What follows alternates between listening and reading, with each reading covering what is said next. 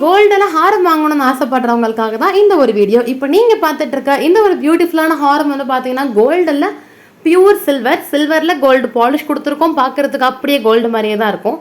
And உங்களுக்கு middle வந்து அந்த ஒரு ஸ்டோன்ஸ் எல்லாம் ஒயிட் ஸ்டோன் கொடுத்துருக்கோம் பாருங்களேன், எவ்வளோ அழகாக இருக்குது நீங்களே பாருங்கள். நெக்லஸ் அண்ட் ஹாரமில் மட்டுமே நம்மக்கிட்ட நிறைய கலெக்ஷன்ஸ் இருக்குது. அதெல்லாம் பார்க்கணுன்னா பேஜை மறக்காமல் ஃபாலோ பண்ணிக்கோங்க. நான் ஒரு நாளைக்கு ஒரு கலெக்ஷன்ஸ் எல்லாம் போடுறேன் உங்களுக்கு.